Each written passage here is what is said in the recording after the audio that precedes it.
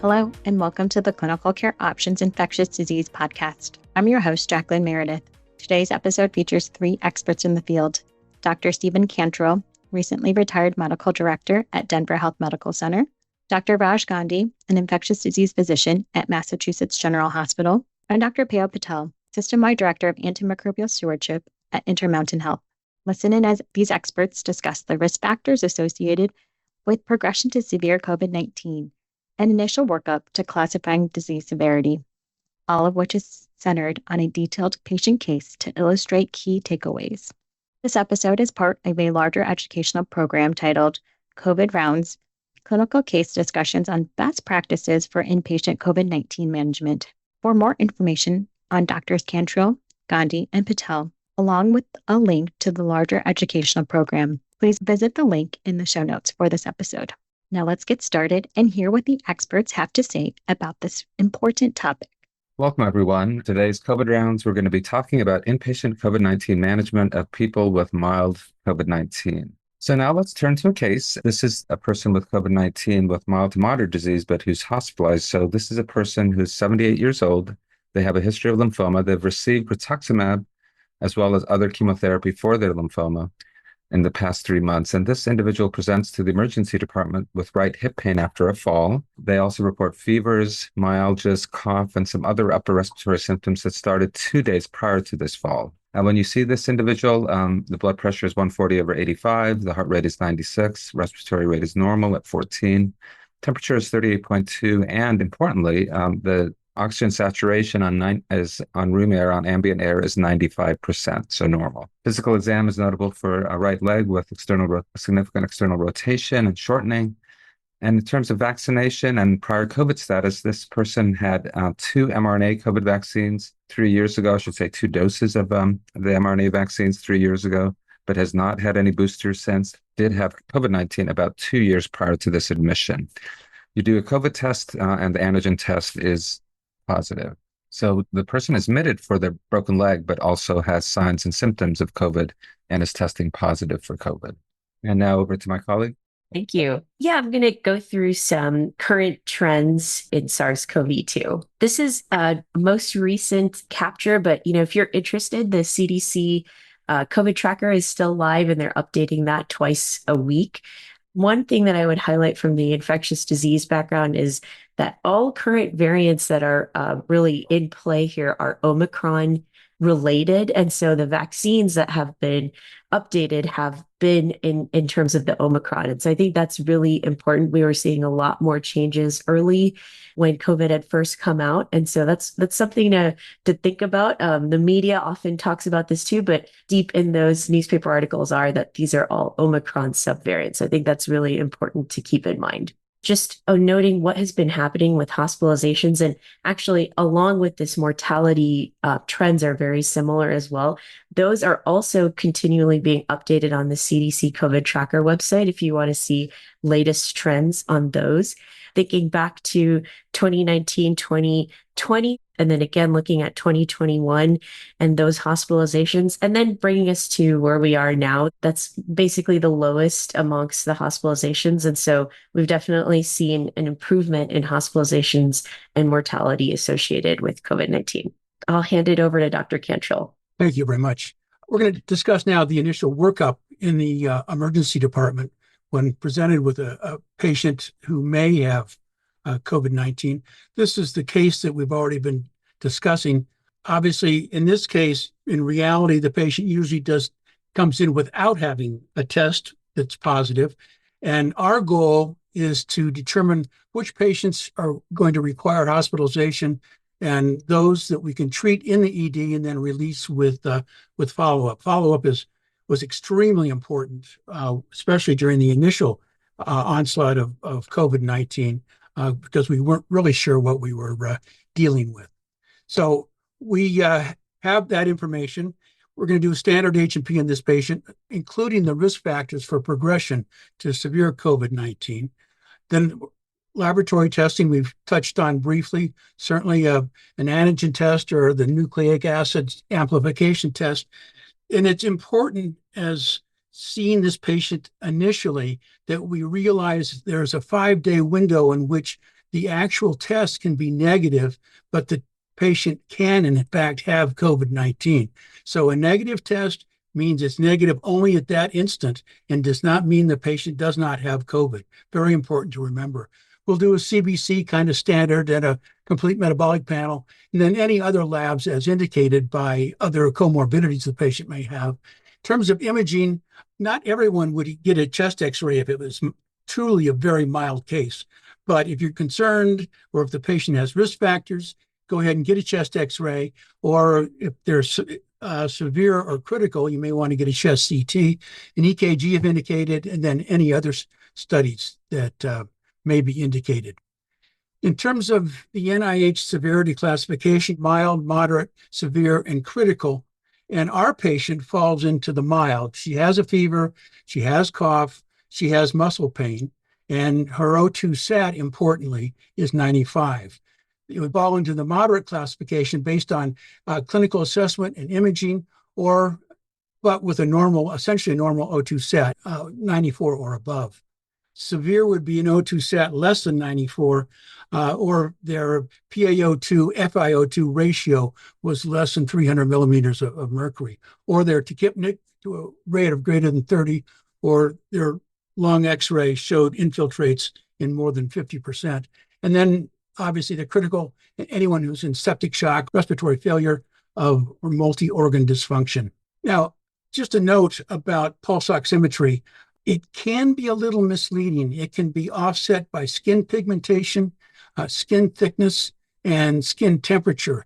And it's also important to note that many of the portable single-digit pulse oxes that you can buy in a drugstore or through mail order have not been FDA approved. And even though some of them have been cited because they state they're FDA approved or they're not. So you should certainly calibrate any pulse ox that you use at home. In terms of death risk ratio, age is the strongest risk factor you're dealing with.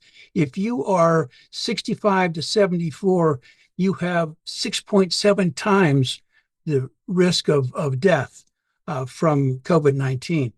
Less so with some of the other comorbidities. Here's top is obesity, 1.3 times, chronic kidney disease, and on down to heart disease and other comorbidities. The slope of that curve based on age. So we pay a lot of attention to age in terms of assessing what the patient's risk for further development of the disease process.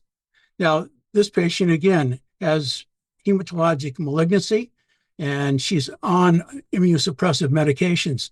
Those are also indications of higher risk. And then you have some with a suggested higher risk and some with mixed evidence. This was put together by the CDC and is actually quite helpful. In the ED, some places have used something called the PRIEST score, Pandemic Respiratory Infection Emergency System Triage, or PRIEST. And it's very nice because it doesn't require any lab test. It requires some historical data and vital signs, and that's really it. And this has been validated. Now, one caveat, this was developed and validated before we had good treatments for COVID-19. So in the patient that we presented, she'd get 1 point for her respiratory rate, 1 point for her O2 sat, 1 point for her heart rate, 1 for her temperature, and 3 points for her age. So this would give her a total score of 7. And based on this, it would be an 18% chance of disease progression in this lady. So again, it can be very helpful, especially if you don't have rapid access to testing. So what we've got in this lady, her antigen test is positive. CBC and CMP were unremarkable. Chest x-ray was clear, and her x-ray of her pelvis and right hip shows a greater trochanter fracture on the right. So certainly she'll be admitted to the hospital. And then what are we going to do? Raj, do you want to take this? Yeah, I mean, I'd like to pick up where you left off on the risk factors for progression. Certainly the graphic around age is very, very dramatic. A lot of that data did come from the first year of COVID-19. I think the cutoff for that particular study was March 2021. So it was even before we had widespread vaccination. That being said, the part that really impresses me is that even today in 2024, the majority of people who end up in the hospital are people over the age of 60 or 65. And so even though the risk has fallen, as Dr. Patel showed us, substantially, nevertheless, age continues to be a large contributor to our hospitalized as a risk factor for hospitalization. I do want to also say that COVID vaccine status, there's no doubt that vaccination prevents progression to severe disease. And that's true across the board, whether you're younger or older. But immunocompromised people still, I think, and this patient was certainly counted that, don't always mount an adequate immune response. Now, this patient has two strikes against them. One is the last vaccination was well over 2 years ago. So certainly antibodies wane. T cells, perhaps not as much, but antibodies wane. And then the other strike is the rituximab really makes the antibody response, as Dr. Patel highlighted, suboptimal. So maybe I'll see how Dr. Patel thinks about this person. Yeah, I think, I will shout out to antimicrobial stewardship programs, throughout. This is something that has come up in the last few years where they're admitted for something else completely unrelated to COVID-19, in this case for a fall, and then they're found to have COVID-19. And I think this is a place where, you might want to look at whether your institution has outpatient guidelines versus inpatient guidelines for COVID-19. When those are being formulated, we think about the patient in the ambulatory setting versus the inpatient setting. And if they're admitted for COVID-19, it's kind of a different case. In this case, I think I would kind of put those two together.